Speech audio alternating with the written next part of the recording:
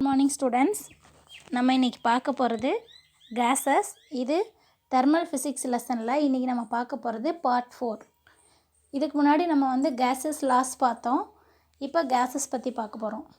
Gases are classified as real gases and ideal gases. Real கேஸஸ்னால் இயல்பு வாயுக்கள்னு சொல்லுவோம். ஐடியல் கேஸஸ்னால் நல்லியல்பு வாயுக்கள் அப்படின்னு சொல்லுவோம். இதில் ரியல் கேஸஸ் அப்படின்னா இயல்பு வாயுக்கள். நம்ம சாதாரணமாக சொல்லக்கூடிய வாயுக்களை தான் இங்கே என்ன சொல்கிறாங்கன்னா இயல்பு வாயுக்கள் அப்படின்னு சொல்கிறாங்க.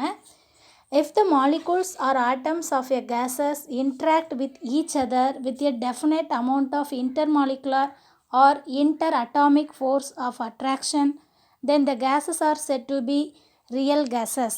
அதாவது பொதுவாகவே பார்த்தோம் அப்படின்னா எல்லா வகையான வாயுக்களில் இருக்கக்கூடிய அணுக்களும் ஒரு விதமான ஈர்ப்பு விசையினால் பிணைக்கப்பட்டிருக்கும்.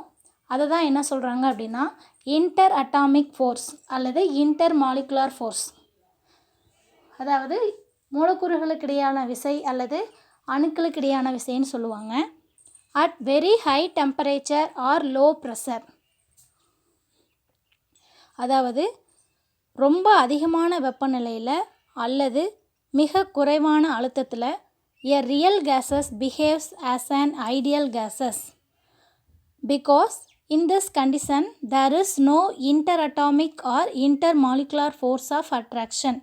அதாவது இந்த ரியல் கேஸஸ் அதாவது இயல்பு வாயுக்கள் மிக அதிகமான வெப்பநிலையிலையோ அல்லது மிக குறைவான அழுத்தத்திலேயோ ஐடியல் கேஸஸாக செயல்படும் அப்படின்னு சொல்கிறாங்க.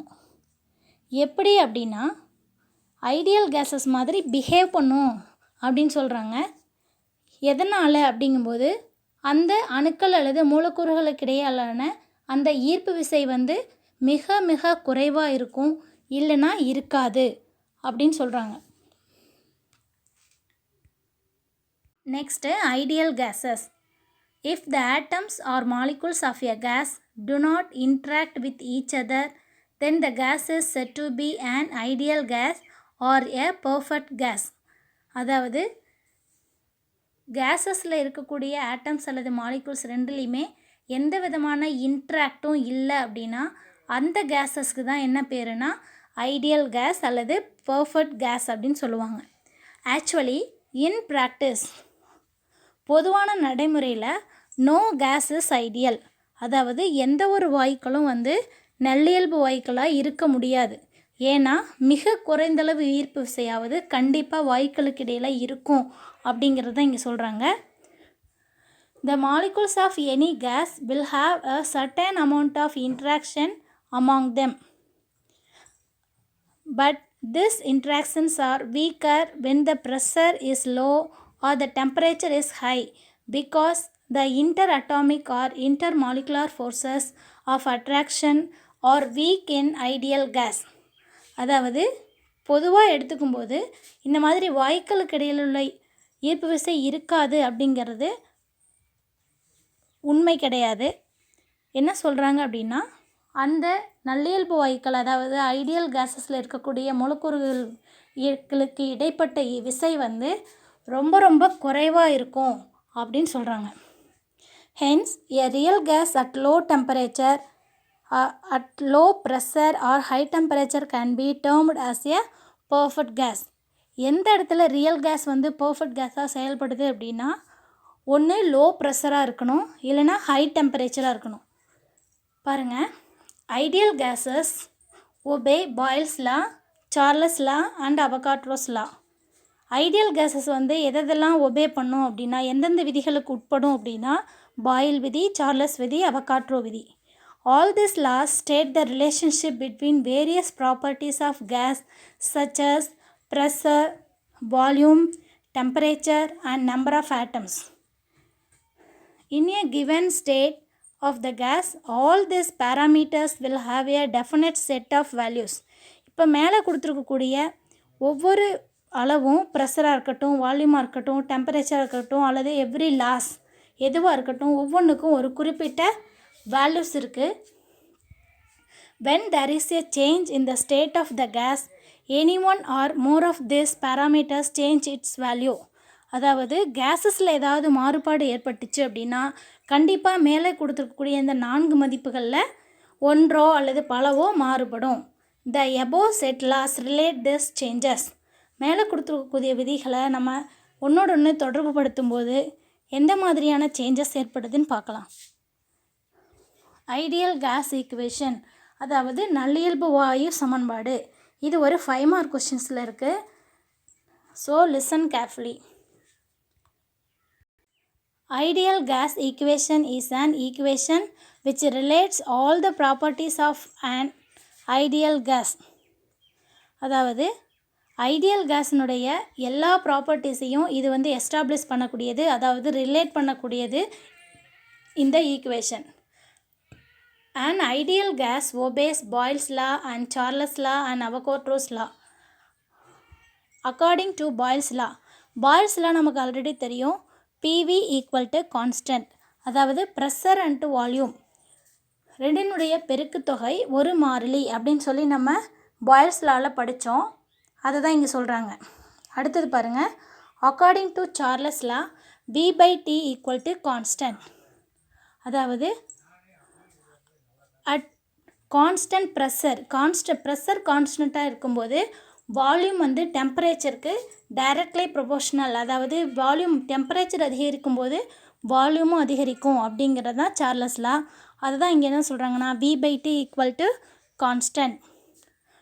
அடுத்தது according to Avogadro's law V/N equal to constant, அதாவது ப்ரெஷர் அண்ட் டெம்பரேச்சர் ரெண்டுமே கான்ஸ்டண்ட்டாக இருக்கும்போது வால்யூம் வந்து அதில் இருக்கக்கூடிய நம்பர் ஆஃப் மாலிகுல்ஸ்க்கு ஈக்குவலாக இருக்கும் அப்படின்னு சொல்கிறது தான் அவகாட்ரோஸ் லா.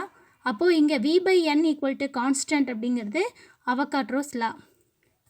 ஆஃப்டர் கம்பைனிங் ஈக்குவேஷன்ஸ், இந்த 3 பாய்ல்ஸ் லா, சார்லஸ் லா, அவகாட்ரோஸ் லா, இந்த 3 ஈக்குவேஷன்ஸையும் கம்பேர் பண்ணும்போது நமக்கு என்ன கிடைக்குதுன்னா you can get the following equation PV by NT equal to constant. இது எப்படி கிடைக்குதுன்னு பாருங்கள். ஃபஸ்ட்டு சமன்பாடு பார்த்தோன்னா V/T, அடுத்த சமன்பாடு பார்த்தோன்னா ஃபஸ்ட்டு சமன்பாடு வந்து PV, அடுத்த சமன்பாடு V/T, அடுத்தது வந்து V/N. இதில் பாருங்கள், நியூமரேட்டரில் பார்த்தோம் அப்படின்னா PV, V இது 3 இருக்குது. அப்போது PVங்கிறத மேலே எடுத்துக்கலாம் பொதுவாக. கீழே பாருங்கள், டினாமினேட்டரில் TN இது 2 மட்டும்தான் இருக்குது. அதை தான் இங்கே சொல்கிறாங்க. பாருங்கள், PV/NT equal to constant. The above relation is called the combined law of gases.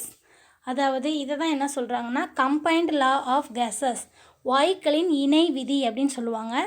If you consider a gas which contains mu moles of the gas, அதாவது ஒரு வாயுக்களை எடுத்துக்கிட்டு அதில் வந்து mu moles இருக்கிறதா வச்சுக்கலாம், அதாவது mu moles of gases இருக்குன்னு வச்சுக்கலாம். The number of atoms contained will be equal to mu times the Avogadro number Na, அதாவது மியூ மோல்ஸ் இருந்துச்சுன்னா மியூ டைம்ஸ் வந்து அவகாட்ரோ நம்பருக்கு ஈக்குவலாக இருக்கும் அப்படின்னு சொல்கிறாங்க.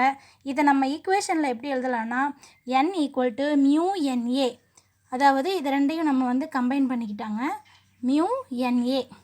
அப்போது என்னங்கிறத நம்ம என்னன்னு வச்சுக்கலாம் மியூ NA. இங்கே பாருங்கள், using 3.5 equation 3.4 can be written as 3.4 நம்ம என்ன கண்டுபிடிச்சி வச்சுருக்கோம் PV/NT ஈக்குவல் டு கான்ஸ்டன்ட். அதில் என்னுடைய வேல்யூவை நம்ம சப்ஸ்டியூட் பண்ணோம் அப்படின்னா இதில் பாருங்கள் இதில் வந்து என்னுடைய வேல்யூவை நம்ம சப்ஸ்டியூட் பண்ணோன்னா என்னுக்கு பதிலாக mu into NA equal to constant. The value of the constant in the above equation is taken to be KB. இதில் வந்து பார்த்தோம் அப்படின்னா the value of constant KBங்கிறது which is called as Boltzmann constant. இதை வந்து நம்ம என்னென்னு வச்சுக்கலாம்னா போல்ட்ஸ்மேன் கான்ஸ்டன்ட்னு வச்சுக்கலாம். அதனுடைய வேல்யூ 1.38 × 10⁻23 ஜூல் பர் கெல்வின். இது ரொம்ப முக்கியமான வேல்யூ போல்ட்ஸ்மேன் கான்ஸ்டன்ட். இது வந்து 1 மார்க்கில் கேட்கறதுக்கு அதிகமான சான்சஸ் இருக்குது. இதில் வரக்கூடிய யூனிட்ஸு அதில் வரக்கூடிய நம்பர்ஸ் எல்லாம் வந்து ரொம்ப முக்கியம். Hence we have the following equation.